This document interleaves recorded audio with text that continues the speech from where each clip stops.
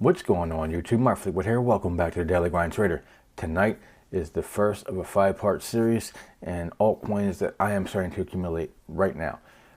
Please don't get it twisted. I do not believe the bear market is over. However, I believe with most coins being between 90 and 97% down, that if a coin or a token is going to make it through this bear market into the next bull run and succeed in the next bull market, now is the time to start getting in. Now is the time to start accumulating those projects that you really think have an opportunity to make it.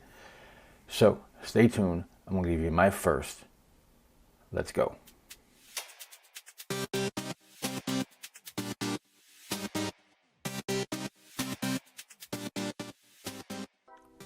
All right, before I identify the first coin, I do want to identify my recipe for success. I'm looking for decentralization, or at least some concept of decentralization. Most altcoins aren't fully decentralized, aren't truly decentralized the way that maybe Bitcoin is, but you want to look to see, is there a central entity or a corporation holding the majority of the coins that could potentially dump on the market at any point in time? Is there a use case for the token or the coin that you're looking at? Does it solve a problem?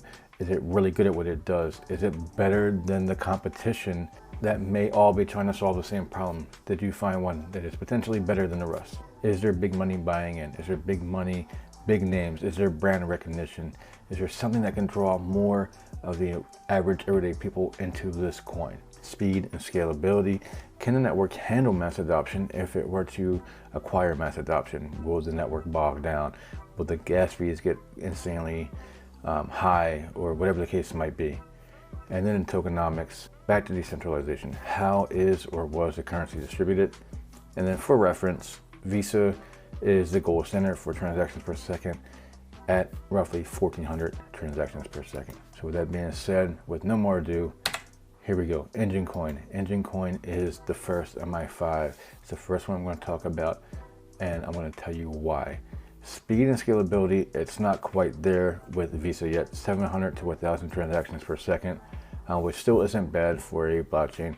Enjin coin was built off of Ethereum, but they have a ton of partnerships. They've already started to make a lot of moves in the space for gaming. Square Enix, Final Fantasy VII NFT creations. Atari has partnered with them. You know, Atari is a gaming icon for, especially for all the old heads in the space. Microsoft, and if you don't know, Microsoft has recently acquired Activision Blizzard, and there are many more partnerships that Enjin coin already has. I think Samsung is another big partnership with Enjin coin. If you're not aware, Enjin coin is a next-gen gaming blockchain. What they tried to do is to kind of give power back to the gamers. In a traditional gaming sense, you can find an item in a game, but you never actually own it. It is the intellectual property, is the IP of the gaming platform or the publisher of the game, excuse me. With Enjin games, with next-gen gaming, if you find a rare item and it is a blockchain item, you own that. That is an NFT that you own. You could sell it, you could trade it, you could do whatever you want to do with it.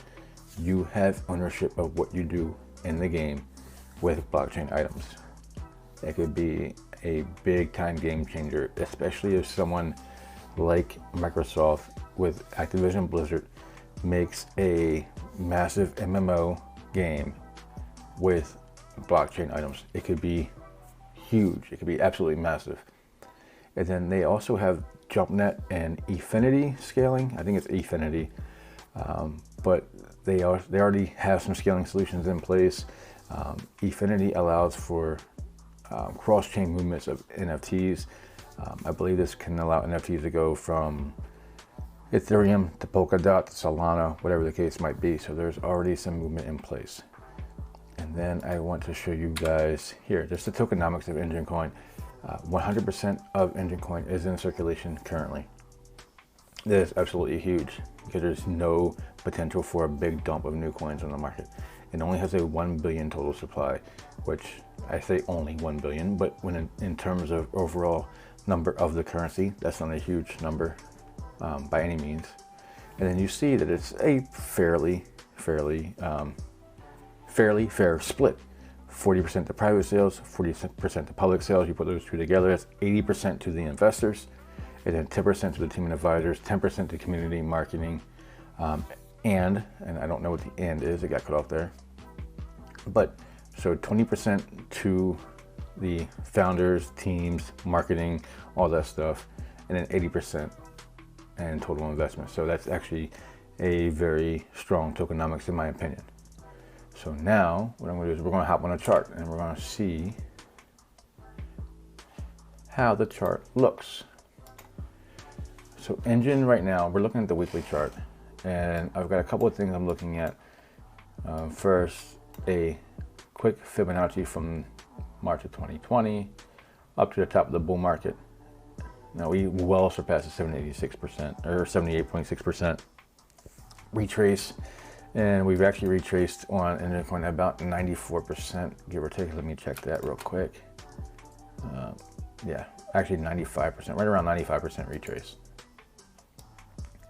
If we do a quick Fibonacci extension to say this was our peak down, if this is the bottom, if 22 cents was the bottom, then there's a good case to be made of a potential 2025 bull market run with a peak of about $12.55 for Enjin coin.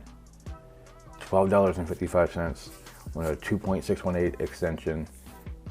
If a new bull market starts in 24 or even early 25, I suppose it would run for about a year, maybe a little bit longer. But you know, you had from 2020 to 21 about a 9,670% run, and to do here this next run up be about 5,000%. So it makes sense. There's some DR, there's some diminished returns in that run, and I'm being conservative because it could easily go to the 3.618 or the 4.236, $17 to $20 range. But I'm gonna stay relatively conservative because we don't know. We are way too far off. But if I'm buying right now, I'm looking for the next bull market to start, and I'm looking to target $12.55 for my top for Enjin coin. So guys, I think this is the best gaming coin in the market right now.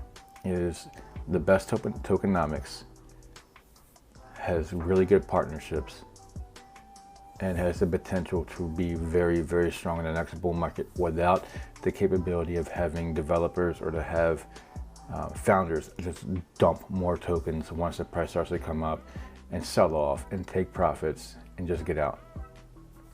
Everything is in circulation already. So with that being said, guys, that's the video. Stay tuned for parts 2 through 5. A lot of other coins that have just as strong capabilities, but in entirely different sectors of crypto. It's going to be a fun week. As always, until next time, peace.